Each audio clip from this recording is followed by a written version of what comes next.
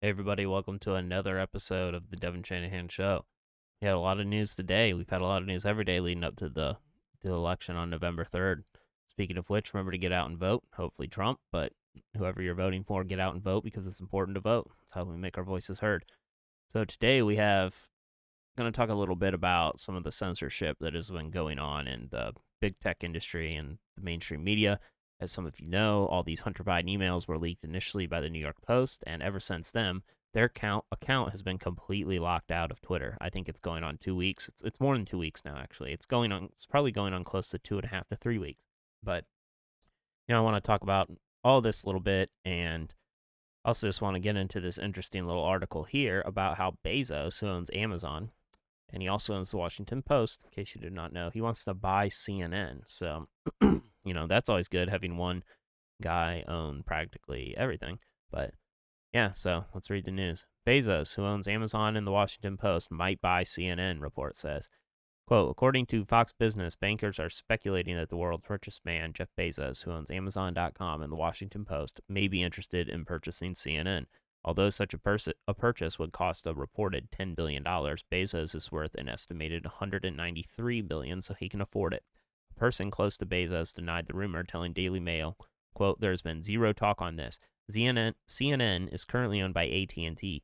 AT&T, which bought Time Warner for $85 billion in 2016, has been saddled with tens of billions of debt, and its shares have fallen by more than 31% this year. Well, in their defense, I think shares of most countries or most companies have fallen by 31% at some point throughout the year with coronavirus and all that, but let's go on. A banker told Fox that AT&T is shying away from controversial content, the banker added. No one really has qualms about Turner Classic Movies, but CNN is a lightning rod, and you know why, particularly with Republicans. Yeah, so I'm not sure what they mean by shying away from controversial content. I mean, it's pretty clear what their motives are, and that is to, run cover for the Democrats, including Hunter Biden, and to essentially be an arm of the Biden campaign. So let's go on. Rich Greenfield of Lightshed Partners speculated that other potential buyers of CNN included CBS News and NBC News, who is Comcast. Comcast is also a huge, giant media conglomerate. I mean, I don't see any positive in them buying CNN. I'm not so sure about Viacom CBS though. CBS does lean left, but not as much as NBC or CNN. So let's go on. He stated, quote, it's not shocking to see this corporation want less exposure to the news division, but I'm a little surprised CNN would be the only asset to be sold, given they have a much stronger digital platform than the rest of Turner's properties. So let's go on. I don't want to get into this too much because I want this segment to be about censorship, but it's just kind of interesting that Amazon, owner of Amazon, Jeff Bezos, who obviously already owns the Washington Post, who clearly leans extremely far left. They're up there with the New York Times and leaning left, right? And it's just, I think it would be bad news for them to buy CNN. I mean, CNN already leans pretty left, so I can't see how it would get much worse, but you never know, right? Let's go on. Democrat senator on tech censorship. Anti conservative bias not a problem and not enough censorship happening. First of all, this picture is hilarious. This guy looks like a crazy dude.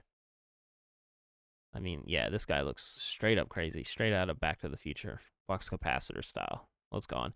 Senator Ed Markey, a Democrat from Massachusetts, claimed during a Senate hearing with tech companies on Wednesday that, quote, anti conservative bias is not a problem, and that the issue is not that there is too much censorship going on, but that there is not enough. Quote, big tech business model, which profits ahead of people, is a real problem, Markey claimed. Anti conservative bias is not a problem. The issue is not that the companies before us today are taking too many posts down. The issue is that they're leaving too many dangerous posts up. In fact, they're amplifying harmful content so that it spreads like wildfire and torches our democracy, Markey claimed without evidence. Mr. Zuckerberg, when President Trump posted on Facebook that when the looting starts, the shooting starts, you failed to take down that post. Within a day, the post had hundreds of thousands of shares and likes on Facebook. Since then, the president has gone on national television and told a hate group to stand by, and he has repeatedly refused to commit that he will accept the election results. So, there's a lot to break down there.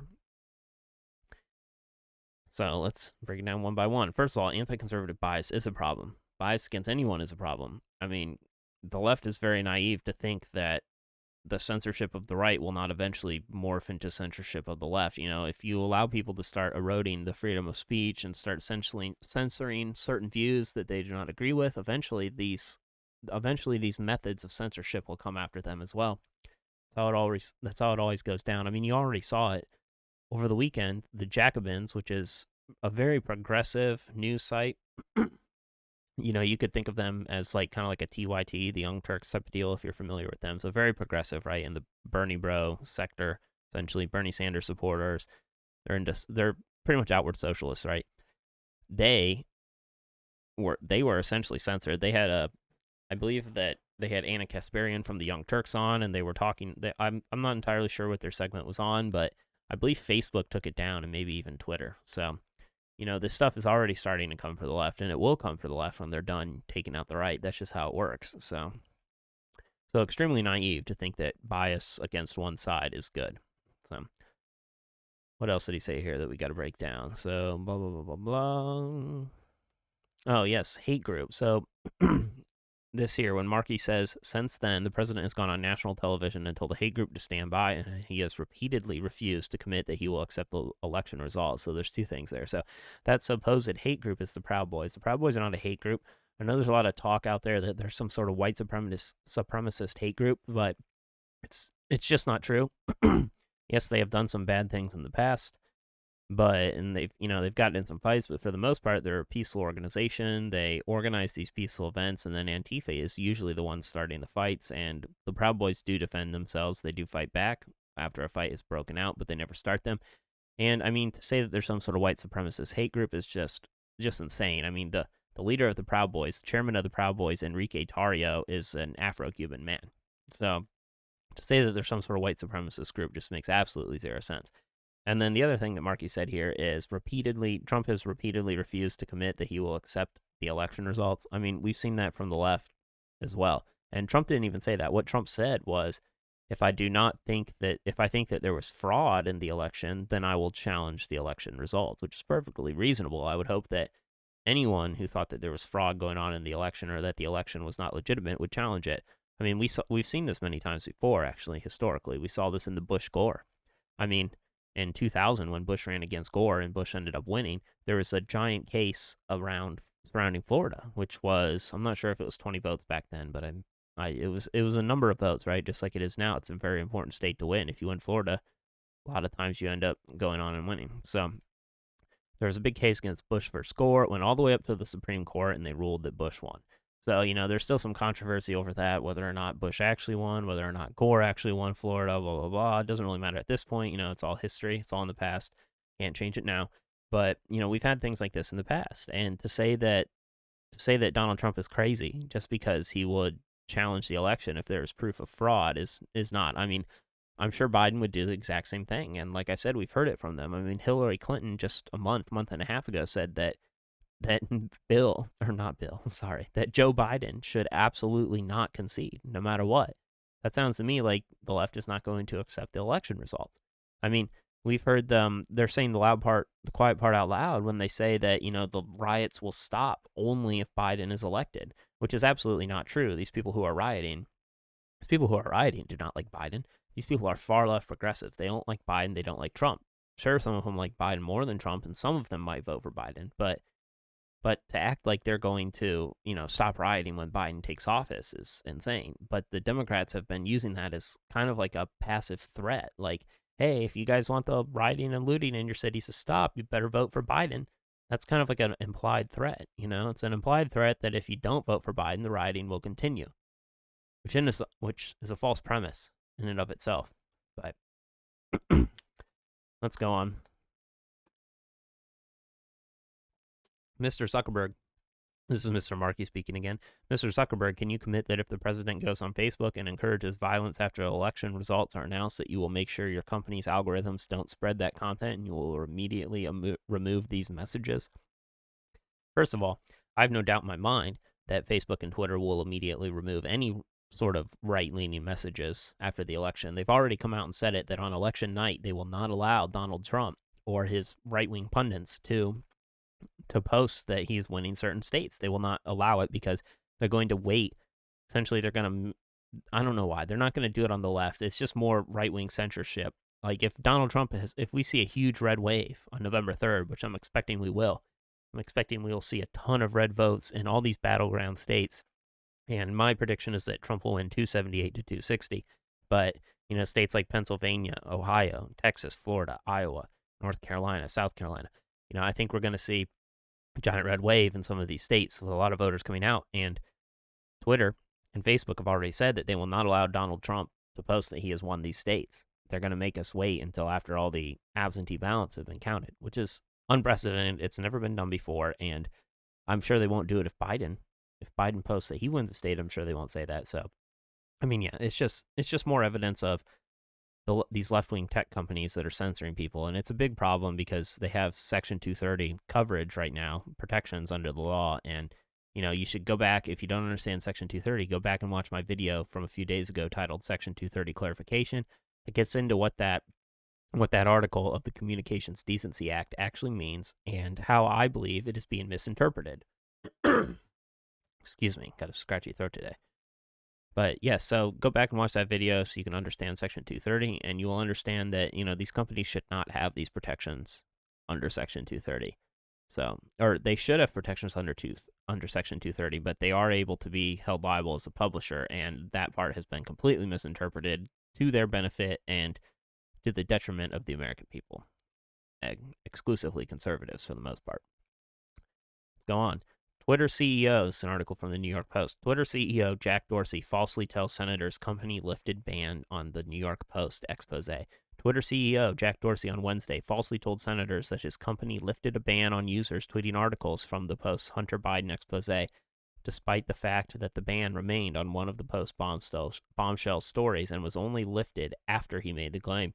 Quote, anyone can tweet these articles, Dorsey told Senator Cruz. Yeah, this is hilarious. So, man, I mean, so he's out there testifying in front of the Senate. I believe it was virtual. I believe he did it from his home somewhere, but over Zoom or something. But I mean, he's out there telling the Senate that anyone is able to post these. That is simply not true. I mean, the New York Post Twitter account is still locked. So what does he mean by anyone? Anyone except for the New York Post can post it? I mean, I guess he had one of his little cronies go in there and change it so that anyone could post it after he made the claim. That's what the New York Post is claiming. But I mean, come on, this is nuts.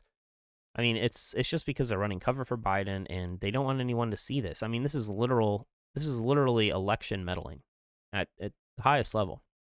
Quote, Jack Dorsey of Twitter just told Senator Cruz that anyone could now share the New York Post bombshell stories on Twitter. Dorsey is lying, tweeted Abigail Marone, a rapid response official on President Trump's re-election campaign, linking to a screen recording of the app blocking the post. Quote, Twitter is still blocking the URL for the New York Post story about Biden's foreign corruption and China dealings, Marone wrote in a tweet shared by White House Press Secretary Kayleigh McEnany on her personal account. Now, speaking of Kayleigh McEnany, when this all first started, they banned Kayleigh McEnany, too, for like 2 days on Twitter. That's insane. She is the White House Press Secretary. If you can just ban the White House Press Secretary, that's crazy. I mean, I hope you people out here listening to this understand the magnitude of this. This is serious stuff. Let's go on. Users were not able to share a link to the article on the proposed China business deal until just hours ago, which last week was corroborated by former Hunter Biden business partner Tony Bobulinski. Quote, something went wrong, but don't fret. Let's give it another shot, an air message informed Twitter users. Twitter said of the article, quote, we can't complete this request because this link has been identified by Twitter and our partners as being potentially harmful. Potentially harmful to who? Joe Biden? Come on, this is crazy. It's not like it's some sort of hate speech or something. This is corroborated emails. These emails have all been completely corroborated. I mean, we had Tony Bobulinski come out and say, yes, I was there. I was in these rooms when we were making these deals. I was talking to Joe himself. I was talking to Jim, who's Joe's brother. And I was talking to Hunter Biden. This guy was supposed to be the CEO of this CEFC China deal. He came out and said, yes, this is all real. He turned over all his stuff, all his texts, all his emails, all his phone calls and phone logs. He turned them all over to the FBI and the Senate Intelligence Committee. I mean, there's an investigation now going on apparently, but I mean, this is nuts to say that we can't corroborate this stuff, to say that it's not real. It is real. All facts point to it being real. It is 100% real at this point. Whether or not Joe Biden was having money held for him Whether or not he was doing anything illegal, that has yet to be seen. But there's certainly some evidence that points to that. And that, I mean, in the very least, it's corrupt. In the very least, we know that Joe Biden knew about this going on. In the very least. But I mean, yeah, who knows? This segment, I'm not going to get into that. This segment was supposed to be about essentially social media and censorship and all this stuff and how it's directed meaning at the right and the Section 230 stuff. But I'll have a video later on in the day about some of the more some more of the Biden family crime scandal, some more of that. So remember, if you guys like this video, remember, like, subscribe. I put out stuff almost every day. So thanks for watching, everyone.